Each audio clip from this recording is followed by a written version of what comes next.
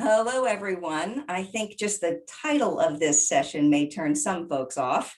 We are talking about resilience, and we've all been asked to be so resilient over the last year. 2020 was a tough one for everyone, especially for this industry. We adjusted, we adapted, we were asked to be resilient and go in new directions. We went in new directions, we tried new things, and we continued to be resilient.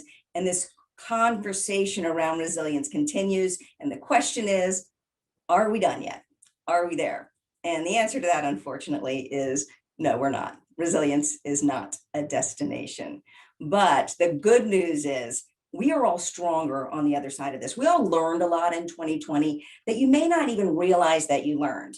Doing all the things that you did, learning to work in new ways, trying new things with your business, pivoting on how you're going to get revenue, all of those things created new strengths in us. What we're going to talk about for this session is what exactly those strengths are, what resilience is, and how to make sure that we use these new strengths, these new superpowers in the future, that we don't waste them because you work so hard for them, you should get something from it.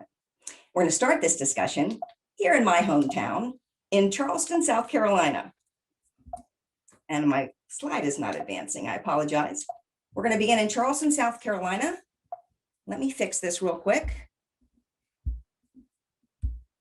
There we go. At the Angel Oak. And the Angel Oak is this massive tree here in Charleston. It is 28 feet around, if you can envision that. 28 feet in circumference, and it's been in this field for more than 400 years. So with a tree that big, at some point, hundreds of years ago, that tree was full of all sorts, that field was full of all sorts of seeds. How did that one seed become this? How does that happen? How does one seed in a field of thousands of seeds become this and last 400 years? That is resilience. It bent its branches to find the right sunlight. It grew its roots in the right area to get to water. It adapted and changed to become this. But what was special about that seed? Was it a special seed? And then for people, how do people become the best in their field or the behemoth in their field? Think about Oprah Winfrey. Most of us know who Oprah is. If you don't, I don't know what planet you've been living on, but on our planet, she's known globally. And Oprah was born into poverty. She was molested as a child. She had a baby at 14 and then lost the baby, sent to live with an uncle, somehow manages to get through college, gets her dream job in television, and then gets fired because she's too emotional. So how did Oprah become Oprah? Because we know what she did afterwards. Was there something special about her? Where did that resilience come from? What types of things did she do to make her that resilient? Well, the reality is how we handle adversity, how Oprah handled adversity, how everyone handled adversity. According to research, we can all be put into 4 different styles of handling adversity. And so we're going to start off today and figure out what you are. And I don't like to put labels on anyone, and I'm not asking you to put a label on yourself, but for the conversation today, let's figure out what style you handle adversity with. And so to do that, I'm going to set the scene similar to what they did when they presented this in Forbes magazine, but I'm going to twist it a little bit and we'll talk about the hotel hospitality industry and your world that has been so tough over the last year. So I'm going to tell you a story, paint a picture, and at the end of it, you're going to feel a certain way. I need you to hold on to that feeling. All right. So say you have been put in charge of working with a group and presenting to a big prospect client that's coming to look at your location for a perfect event, the right size of folks that are coming in, the right number of attendees. So maybe you're in a big location, it's got thousands of people. Maybe you're in a smaller boutique location, it's got just the right number of attendees for you. This is a great event, and it's food and bev, and you also have the opportunity to do AV, and you have all these other things that you can pile on. So it's a really big deal for you and your team. All right, so you're trying to win this customer, and the group that you're working with chooses you to present to this customer. And so you put together some great information and you sit in a room with them and you present to them, and you are getting all the things that you want from them. They are nodding, they're smiling, and you're getting good feedback. You've got great data visualization. You've done your homework. You know everything about them and their event and their industry and what their attendees would like. You know you've got this nailed. You really do a good job. And they are giving you all these cues. And at the end of the event, you say goodbye to them and you look at your team, maybe you're high-fiving and you're happy with how things went. And you go out, maybe have a cocktail and celebrate that you're pretty sure you got this one. Then the next day you walk into the office, into your location, and your manager, boss, whoever that might be, walks up to you and says, hey, the client went with someone else. Your presentation didn't hit the mark. In that moment, you felt something. Your manager says, hey, the client went with someone else. Your presentation didn't hit the mark. How did you feel in that moment? Again, back to our 4 buckets. Did you, 1, feel like, oh man, I let the team down. I must have missed something. Did you, 2, go back and replay every conversation and all the research you did and go, what did we miss? What did we miss? Did you, number 3, think, okay, they went with someone else. We need to fill those dates. We need to fill the venue. Let's find somebody else. We got to make our number, hit our quota. Or did you, 4, think, we were right. There's got to be something else going on. Did you go back and think, okay, maybe there was an acquisition or something bigger happening that we just didn't know about? So one of those 4 things, and I say I'm a little bit of 1 and sometimes a little bit of 4, but for the sake of this exercise and figuring out how we each handle adversity, pick 1. When your boss said, your presentation didn't hit the mark, what did you feel? All right, 1 of 4. So get it in your head. You got to pick 1. And let's look. So the first one, those are the empathizers, the ones that felt like I let the team down. I must have done something wrong. The number 2, those are your processors. These are the folks who are like replaying every conversation, going back and looking what information everybody else sent in and thinking, what did we do wrong? Number 3, these are the fixers. That one didn't work. Let's fill somebody in this space. Let's hit our numbers. Let's make our quota. Let's make sure we have a great someone in town for those days that are now open. And then the 4th are the analyzers. And these are the ones that are thinking, there's something bigger, strategy, something going on. Someone's in the middle of an acquisition. Like, it's not us. It had to be something else. All right. So one of those 4 is how you deal with adversity. And it's interesting to find out what the label might be, but more interesting is to look at how we look like as a workplace. So if you look at hundreds and thousands of people and how they fill out this survey, this is sort of what our workplaces look like. We have a lot of empathizers out there, and we have a lot of processors out there, and we need those. Workplaces need all of these people, but we have very few fixers. That 11%, there aren't very many fixers. And those folks are pretty key because they're moving forward. And then you have some folks who are the analyzers. And I think that there's a lot of those in management, and you need those people to go back and go, okay, what's the bigger picture? What are we not seeing? And have the big global view. But I want you to look at that 11% right now, because when they took that 11% and they overlaid that, the smallest percentage of people, with the rest of the information in this survey, that 11%, those people, they are the ones that had the highest job satisfaction. They had the happiness scores that were higher, and they felt like they were a success. So when they overlaid the other data from the same survey with that 11% scored higher and feeling like they were successful, being happy with their job. How come we can't be a little bit more like that?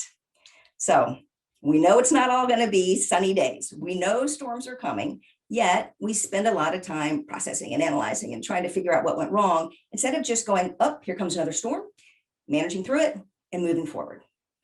What part of us could be a little bit more like a fixer so we could do better at moving forward quickly when things go wrong? Because again, we're going to have stormy days. That's just the way the world is. Here's what I see. I call them, all these types of adversity are thises. And there's all sorts of thises that hit us every day.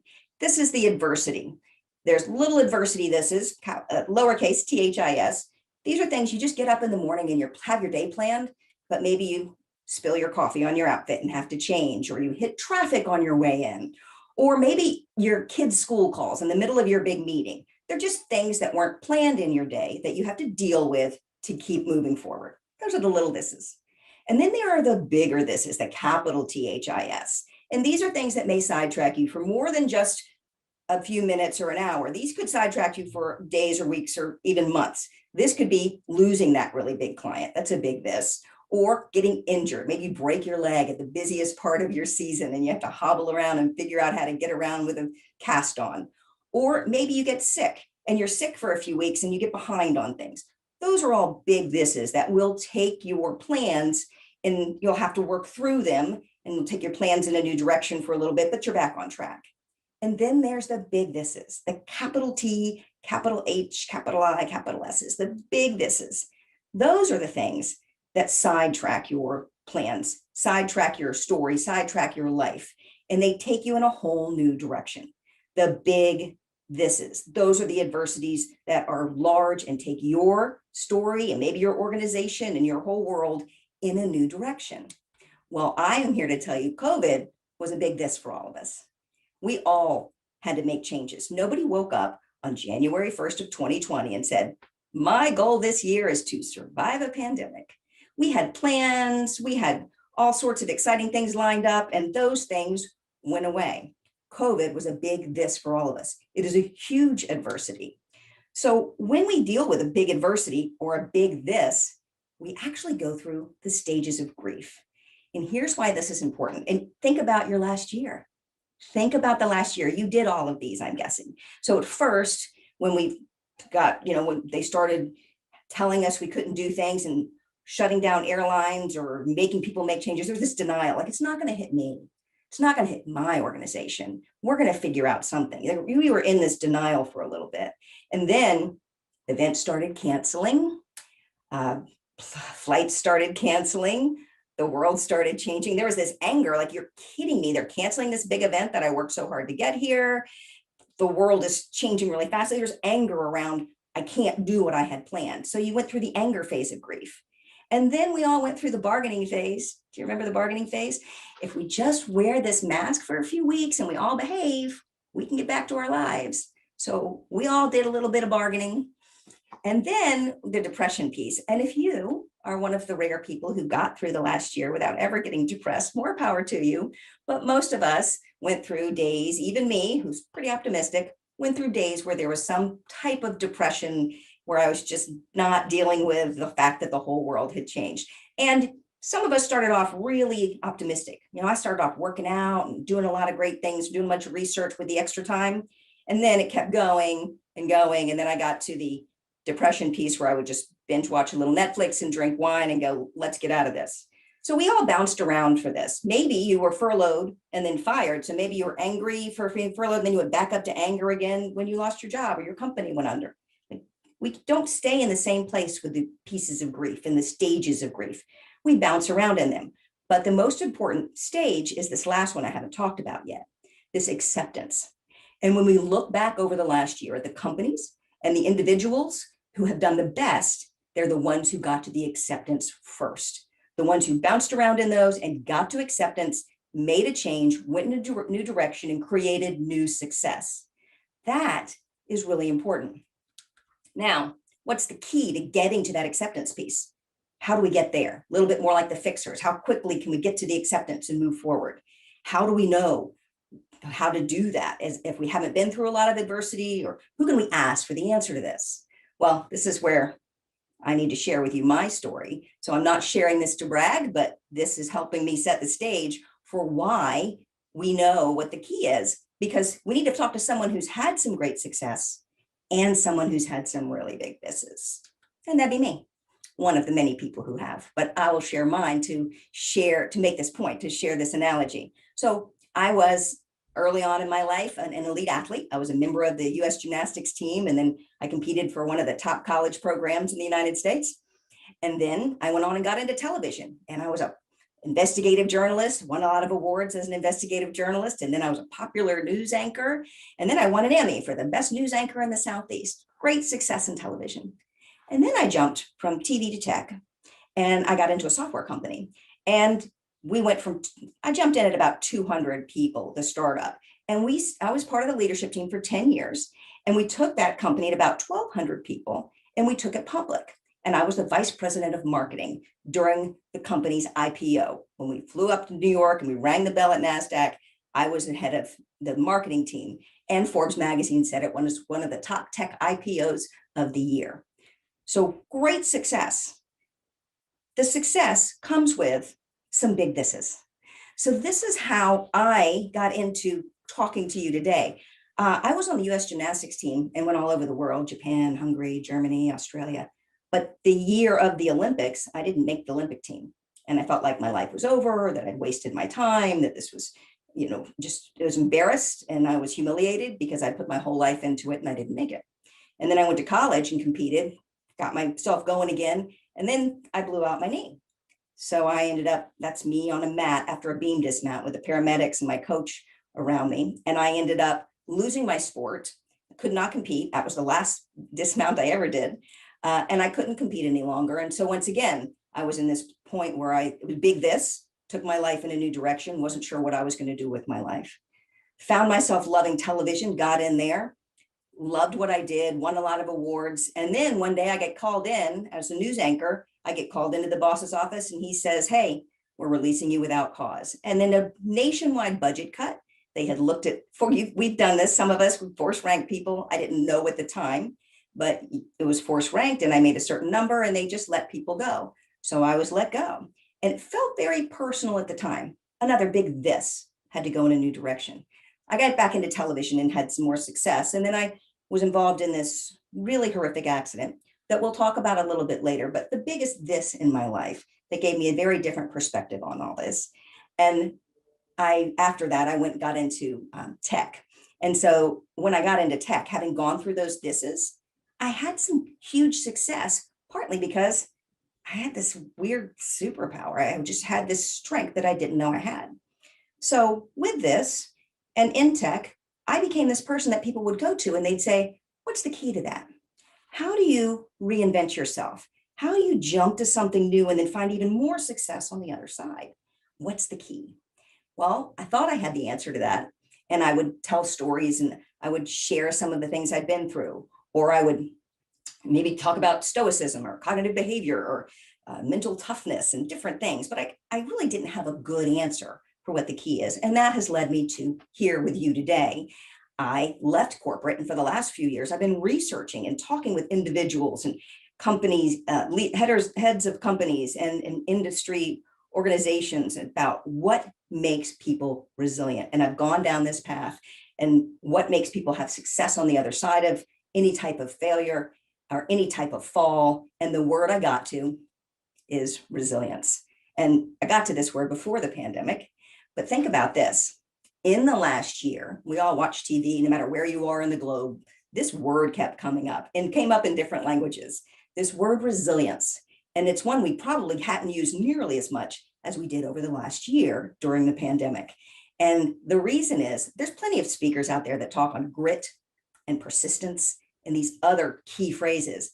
But in 2020, you couldn't just double down or go harder, put everything into it. You couldn't do grit and persistence. You had to adjust. And so this is the definition of resilience from the center of resilience. And the part of it that's so important is this adapt, the way we, after adversity, adapt in a positive way. So it's this adapt and adjust piece that is really key.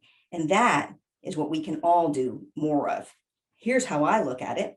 It's how we handle the thises, the everyday little thises, that spilled coffee, and the really big thises like the pandemic. How we handle the thises is directly related with your success in the future. So let's make sure we handle them well. And what I put together is a toolkit for you to do that. You all have done a lot of thises. Last year, you had thises of every size. You were already stronger. My son would say, you're looking pretty swole. You're already stronger and you have built this strength. Let's make sure we use it and don't just take it for granted that it's there or not understand what it is that we now have the ability to do.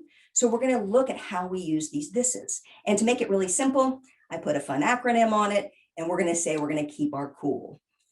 COOL. And those letters, I'll unpack them in a moment, stand for put things in context, take ownership, pull in others, and assign language. So let's start with that first one. Let's start with the context. This is interesting. In the context of the big picture of your life, where does this fit in? Little this, big this, or the pandemic this? How do you see it as in the big picture of your life? And if you don't listen to anything else I do in this session, listen to this one part because this is my favorite and it's really interesting to me, and I think it'll be interesting to you too. Remember when you were 10 years old and the days seemed like they went on forever? Like summers when you were 10, you had all this time out in front of you. It was so much fun. And the days just stretched on and summer seemed like this long time. And then when you're 40 and you're at summer, maybe some of you are parents right now and you're 40 and have a 10-year-old, that summer goes by like that. Wow, time just flies. Why is that? What's going on there? Well, when you're 10 years old, that year of your life is 1/10 of everything you know.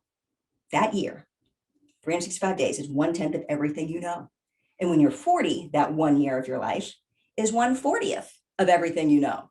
Same 365 days, but the context of where it fits in is very different. The math works in strange ways. 1/10, 1/40th, same 365 days.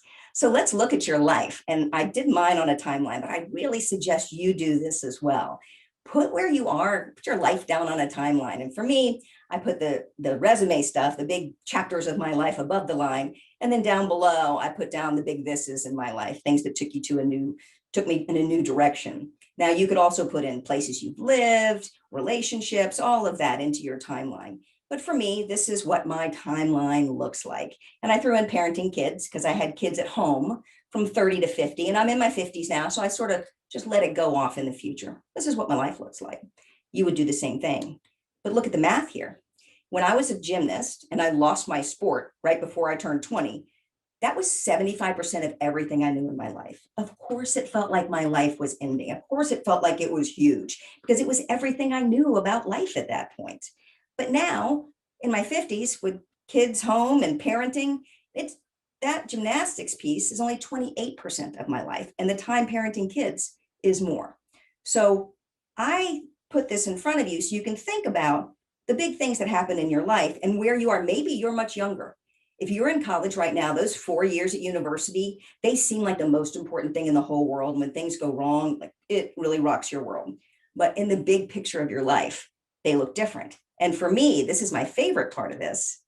Here's my whole life. If I live to be 100, which I need to take better care of myself and maybe drink less wine, but if I live to be 100, I can look at my timeline and think, these are things all are part of my story. They're all things that I've done in my life. And then I have this COVID right here. It was a sidetrack. It sidetracked all of us. It hit me too. It hit you. You would put COVID in your timeline, wherever it is for you. And the best part about this timeline is that book at the bottom. All the rest of the timeline is blank. So this is a moment that we're in. And last year sucked in a lot of ways. And last year was tough. But all of this stuff out ahead is blank. And we're going to decide what to put there. And that brings us to the O of ownership. Where does this fit in your story of your life? What do you own? What's going to be the story? So do this with me for a moment. Wherever you are, just shut your eyes, or you don't have to shut your eyes. Think about, what does the book of your life look like? If it was a book, and the end of your life, it's a book. What color is the cover? Is it a hardback? Is it a softback? Is it maybe a children's book and it has illustrations? Or maybe it's a comic book. Some of you could be really quirky. Maybe you have a really fun comic book that is the story of your life. So what does that book look like? Okay, got it in your head? What color's the cover? Okay, now open that book to today. You're on a page in that book today. We're all having this weird crossover moment because we're all in the same place in our books. We're having a conversation right now. So what does that look like? You're on a page. Right now in your book, everything you've done is filling the pages right up till then. But today, this page, everything going forward is blank. All those pages are blank, and you're going to decide what to put there. You have more control over what goes into the story of your life than anybody else. Not your spouse or your parents, not anyone else, not your boss. You will decide what goes into the pages of your life. And we'll talk more about that as we unpack some of this. The key to the pages of your life is that acceptance piece. And there was a you before this pandemic, and there's going to be a you after. Your life was going in a direction. We all were. We were tumbling those blocks. And then boom, this thing hit, and we had a moment of pause. None of the rest of those blocks have fallen. We will decide what actions, what locations, what people go into the future of our story. What goes into that book going forward? Maybe there's people that better not, that would you be better off not being around. Maybe there's something that you do or you wish you'd like to get rid of and not put in the rest of the book. Or maybe there's something that you wish you could put in the rest of your book. Think about those things as we think about the before and the after of a pandemic, because what comes with a big this is license to change. People are not going to look at each other strange on the other side of this pandemic. If people switch careers, there's a lot of marriages that fell apart. There's a lot of big changes going on for people all over the globe because we all had this moment, this big this in our life. And you have it too. And it's an opportunity for you to decide what goes into the book ahead, into all those blank pages. And now let's talk about others. This is really key because when we looked at who got through the pandemic well, the companies and the individuals who weathered the storms and did okay, some of them actually had great success during the pandemic. In this industry, very difficult to have great success during a pandemic where no one can come visit you. But there are people who did better than others. And the ones who did the best are the ones that pulled in others, that didn't try to do this on their own. Think about it. There were masterminds that popped up all over. CEOs were calling other CEOs to chat. Clubhouse got really big. If you haven't done Clubhouse yet, that's a good place to find others. People started looking to others on social media and other places so they could pull them in and get through this together. The ones who did that had more success. And here's why. When something big happens and we get into an adversity, into a big this, we're in this new uncharted territory. Pandemic, big uncharted territory. And it's like being in a maze. And sometimes you need somebody else who can see above the maze or may see it differently than you to go, hey, you're headed for a dead end, or there's a shorter route over there, or they've just seen it differently. Having other people, when something big happens, some adversity, having other people go through and think it through with you is key to success when a big this happens, when something happens that takes you off course. And I'm going to prove this to you. So if you're not near your computer, say you went to the bathroom, those of you away from your computer, come back and look at the computer because we need to all look at this at the same time. And this is more fun to do in a big room, but you'll get the picture. I'm going to show you something here and we're all going to see it at the same time. You ready? 3, 2, 1. What'd you see? If we were in a big room, I'd have you raise your hand. Some of you saw a tree first and some of you saw two faces. Now, the people who saw a tree first are creative, and the people who saw the two faces are good at dealing with other people's conflicts. So there's a lot more to this, but for the sake of this, why this is important in our discussion here is we all saw the same image at exactly the same time, but we didn't see the same thing. This is what you need to keep aware of as you go through adversity. These are what people who deal with adversity do well, is they have an understanding that they don't know what they don't know, and they pull in other people. Other people have different life experiences and see things differently. And that is why you need others as part of your toolkit to deal with adversity. And then the final one is language. Language. What are you going to call it? And we heard a lot of this during the pandemic. There was the whole, are you stuck at home or are you safe at home? That was part of the language people were assigning. And in your life, in your company, in your industry, things have changed, things have happened, everything's transformed. What is the language you will use going forward? And what is the language you will use when things go wrong again? So it won't always be perfect. Things are going to happen. That's just life. What is the language you will assign to it? And here's a way to think about it. What do you think this young mom is saying to this young girl? Let's go back to our example for when we put ourselves in buckets. Do you think she's saying, well, mommy is mad because she blew a big meeting and she's not very, she's an idiot and her team didn't do its part and Bob didn't turn in the right stuff and everybody screwed up and we lost a big deal and I'm probably going to get fired and probably have to cancel Christmas. Do you think that's what she's saying? No. I have a feeling in this sweet little girl's, as she sits there with this sweet little girl, she is saying something like, well, mommy's just a little grumpy because things were tough at work today. And we have a big challenge and we got smart people. Mommy's smart. She's got smart people she works with and we're going to figure it out. It's not like we're going to have to cancel Christmas or anything. That's more likely what she is saying. We need to speak to ourselves like children and use language that we would use to be kinder when we're in a big this. It just makes sense. it just makes a difference. It makes all of the difference because you start the echo. So what is in your head comes out of your mouth and it becomes your story. What you think, you say, and it becomes your story. Here's a scenario some of you can probably relate to. You step into a big meeting and you feel like everybody's done their job, and you come out and you have this conversation and it just goes south. The boss is really ticked off. Things don't go well. Everybody's pointing fingers back to Bob not doing his part, and so pulled the wrong numbers and we totally screwed this up. Well, you walk out of that meeting and you're walking down the hall with a group of people and you're saying, well, that was devastating and we are ruined and Bob's totally an idiot and should have done this part and we're never going to get out of this. This is a disaster. As you walk out of that room. Now, people around you may see your body language and you walking down the hall. And maybe there's a young intern and a young person that's on the side there and they hear you walk down the hall. And then later that night you go and you're having dinner with maybe your wife or your husband or your spouse and you're out somewhere grabbing a bite. And that young couple, the young intern, goes walking through the restaurant and goes near you and they say to their friend, oh, saw them today. They totally had, disaster happen and they're totally screwed up and it's really bad and everybody's freaking out about it and they're pointing fingers at each other. And that's the kind, and then he goes and has his seat. Same scenario. You leave that same discussion in the room. You leave and you walking down that hall and you say, well, didn't see that coming. That's a challenge. Didn't go like we thought. We need to pull together some really smart people and fix this. This is going to be tough. We got this. Come on, who can we get? And you're walking down the hall. That's the fixer piece. That's the solutioning piece. That's the language that was in your head that comes out of your mouth and you're walking down the hall and this same young person, young intern hears it. And then they pass you that evening and they're with their friends and they say, wow, they have some new challenge at the office and they're putting together a team of some of the smartest people. I really hope they pick me. It's the same scenario. Same thing happened.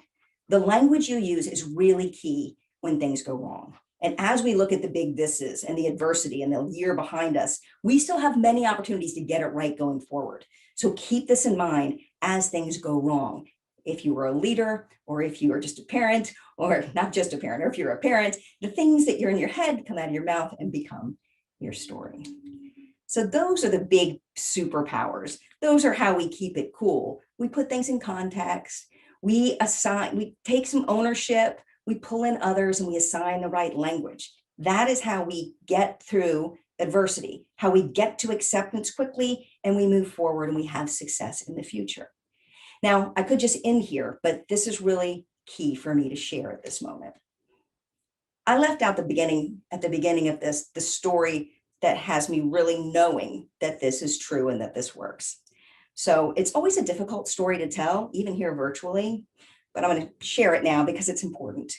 So I was a popular news anchor, using that word, and I took an afternoon off to go meet my kid's school bus. And I went and got to the school bus, and the school bus actually dropped off at my co-anchor at his house, and his wife was there, and I got there a little early and we're playing in the yard with their baby and lots of moms come, and it was a fun, crowded, beautiful afternoon, and the bus comes around the corner and you could hear the kids even before the bus got there, and it opens up and the kids all pile out and everybody's happy.